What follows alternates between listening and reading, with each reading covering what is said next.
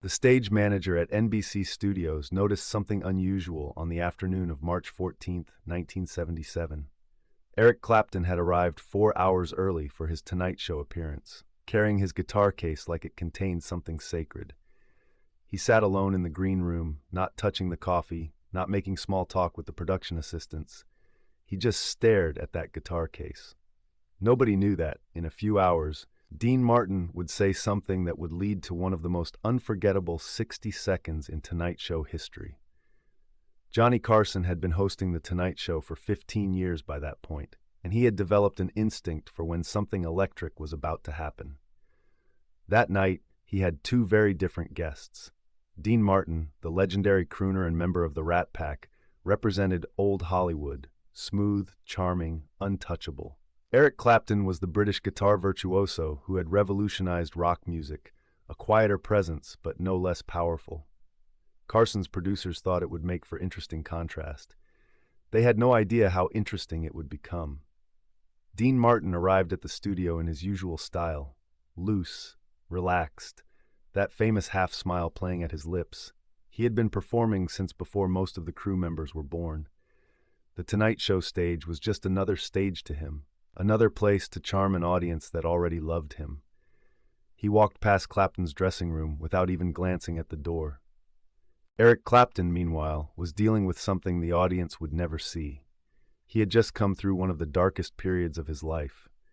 His struggle with addiction had nearly destroyed him. His unrequited love for Pattie Boyd, George Harrison's wife, had inspired some of his most painful music. Layla wasn't just a song. It was a confession of longing that had torn him apart, and recently he had completed rehab, trying to put the pieces of himself back together. This Tonight Show appearance was supposed to be part of his return, a simple performance. Nothing complicated. But there was something else weighing on Clapton that afternoon. His guitar, the one in that case he kept staring at, wasn't just any instrument. It was Blackie, the Stratocaster he had assembled from multiple vintage guitars, a companion that had been with him through his darkest hours. Some musicians talked about their guitars like they were tools. Clapton talked about Blackie like it was a friend, the only friend sometimes that understood. The show's taping began at 5:30 in the evening, California time. Johnny Carson walked out to that familiar theme music, the audience already smiling before he said a word. His monologue that night touched on President Carter, the energy crisis, and a joke about Hollywood that got a big laugh. Everything was running smoothly, normal, predictable. Dean Martin was the first guest. He strolled out with that effortless cool that had made him famous, waving to the audience like he was greeting old friends at a cocktail party. Johnny stood to shake his hand, and you could see the genuine warmth between them. These were two professionals who understood the game, who knew how to make television look easy. They talked about Dean's upcoming show in Las Vegas. They talked about the old days with Sinatra and Sammy. Dean told a story about a prank Jerry Lewis had pulled that had everyone laughing. It was classic Tonight Show material, smooth, entertaining, safe. Dean was in his element, leaning back in the guest chair like he owned it. Then Johnny mentioned that Eric Clapton was also on the show that evening. Dean's expression shifted slightly. Not quite a smirk, but something close. "The guitar player," he said, his voice carrying that familiar, casual drawl. "One of the best in the world," Johnny replied, smiling. Dean tilted his head, that half-smile widening just a fraction. "That's what they tell me." He paused, letting the moment breathe. "I don't understand this rock and roll business, Johnny. Bunch of kids making noise." The audience laughed, thinking it was just Dean being Dean, the old-school entertainer poking fun at the new generation. But there was an edge there, small but present. Johnny, ever the diplomat, tried to smooth it over. "Well, Clapton's tremendously talented. You'll see when he performs." Dean leaned forward slightly, and what he said next would be the spark that lit everything that followed. "A guitar's a guitar, Johnny. You strum it, you play some notes. I never understood why these rock guys act like they're holding the Holy Grail." He gestured casually with his hand. "It's just wood and strings." The audience laughed again, but backstage, in the green room, Eric Clapton heard every word through the monitor. The stage manager, who happened to be standing near Clapton's dressing room door, would later recall that Clapton's expression didn't change. He just looked down at Blackie, resting across his lap, and ran his thumb along the fretboard. "Just wooden strings," Clapton repeated quietly, to no one in particular. Johnny wrapped up the Dean Martin segment with his usual professionalism. They shook hands, Dean moved over to the couch, and Carson went to commercial. During the break, a production assistant whispered something to Johnny. His eyebrows raised slightly, and he glanced toward the stage entrance where Clapton would emerge. Something was about to happen. He could feel it. When they came back from commercial, Johnny turned to the camera with that trademark smile. "Our next guest is a guitarist who's been called one of the greatest of all time. He's performed with Cream, Derek and the Dominoes, and has had a remarkable solo career. Please welcome Eric Clapton." The applause was warm but not overwhelming. This was a Tonight Show audience, after all. Older, more accustomed to Sinatra than Stratocasters. Clapton walked out, and the contrast with Dean Martin couldn't have been more stark. Where Dean had been loose and commanding, Clapton seemed reserved, almost fragile. He was thin, his hair slightly long, his eyes carrying a wariness that suggested he'd seen more than his 29 years should have allowed. He carried Blackie with him. Johnny stood to shake his hand, and Clapton nodded politely, but there was something in his posture, a tension. He sat down in the guest chair, positioning the guitar across his lap protectively. "Good to have you here," Johnny said warmly. "I understand you just finished a tour." "Yes, just wrapped up," Clapton replied. His voice was soft, British accent clear but not heavy. "Glad to be here." Dean Martin, still sitting on the couch, was watching with that amused expression he wore so well. He looked at the guitar in Clapton's lap, then at Johnny, then back at Clapton. "That the famous guitar?" he asked, his tone light but pointed. Clapton looked over at Dean for the first time. "This is Blackie, yes." Dean nodded slowly, that smile still playing at his lips. "Looks like a guitar to me." The audience laughed, picking up on the gentle mockery. Johnny sensed the temperature in the room shifting. He was a master at navigating these moments, but even he seemed uncertain about where this was headed. "Eric, why don't you tell us about that guitar? I understand it's pretty special." Clapton's fingers rested on the fretboard, not playing, just touching. "I built her from parts of 3 different vintage Stratocasters," he said quietly. "She's been with me through everything." "Everything?" Johnny prompted gently. Clapton hesitated. The audience was silent now, sensing something real was happening. "Through the good times and the very bad times," he said finally. "When I had nothing else, I had this guitar." Dean Martin shifted on the couch. Maybe he sensed he'd pushed too far, or maybe he was just being Dean. "Well, that's nice," he said, his voice still carrying that casual dismissiveness. "But at the end of the day, it's still just an instrument. You play it, people clap, you go home." The silence that followed lasted only 2 seconds, but it felt longer. Clapton looked at Dean Martin, and something in his expression changed. Not anger, not defensiveness, something quieter but more powerful. He looked down at Blackie, then back at Dean. "Just an instrument," he repeated softly. Then he did something that nobody expected. He stood up. Johnny Carson leaned back slightly in his chair, uncertain. Dean's smile faded just a fraction. The audience, all 400 people packed into that studio, went completely still. Clapton adjusted the guitar strap on his shoulder and positioned his fingers on the fretboard. He didn't say anything. He didn't explain. He just looked out at the audience, and then at Dean Martin, and he began to play. The first note came out of the amplifier like a whisper. Just one note, bent slowly, crying. Then another. What happened in the next 60 seconds would be talked about by everyone who was in that studio for the rest of their lives.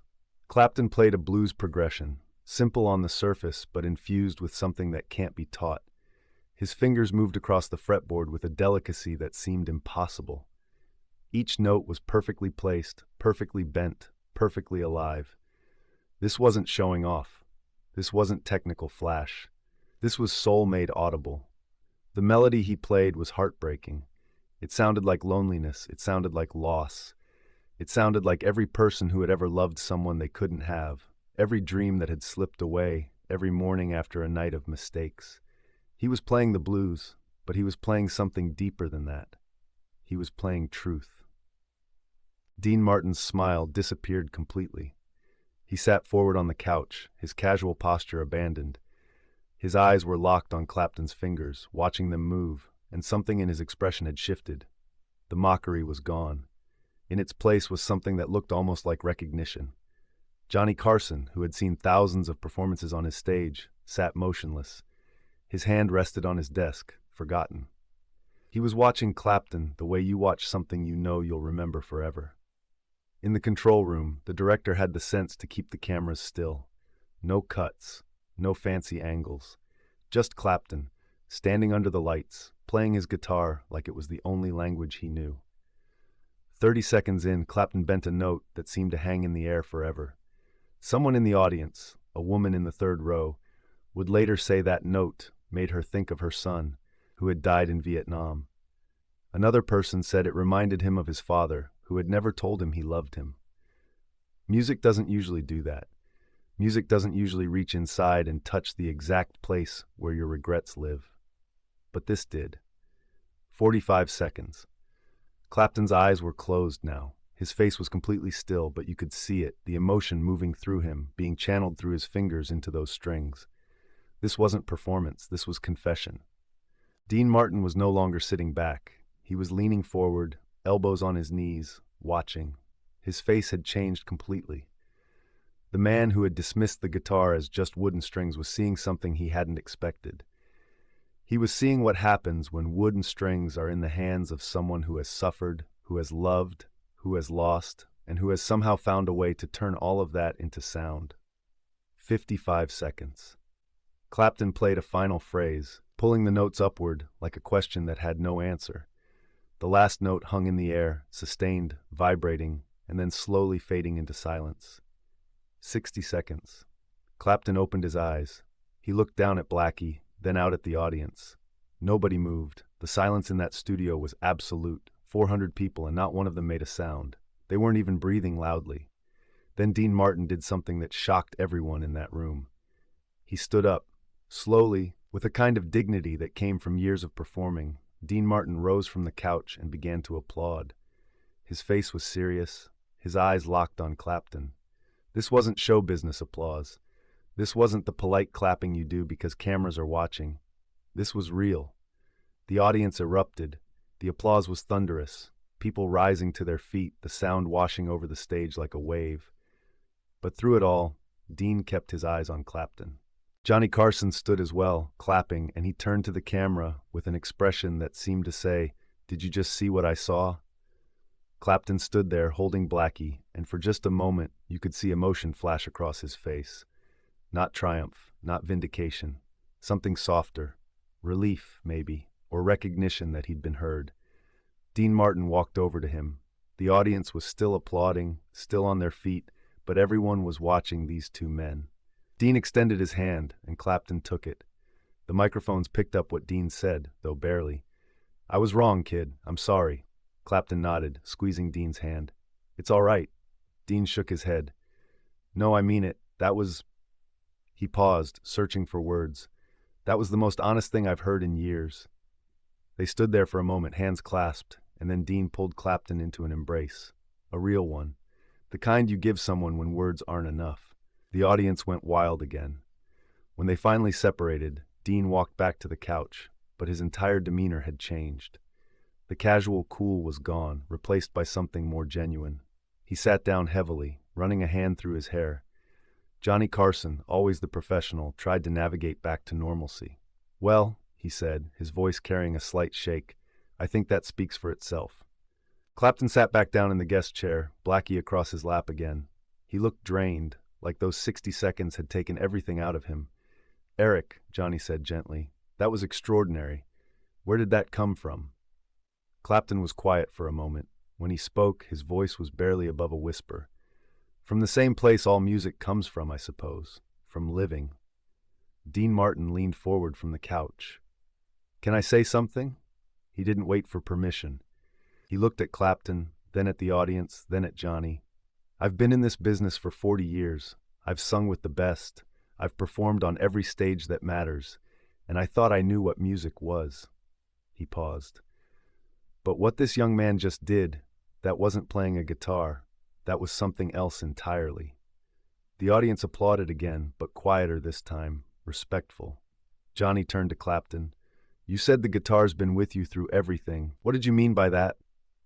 Clapton looked down at Blackie, running his hand along the worn wood.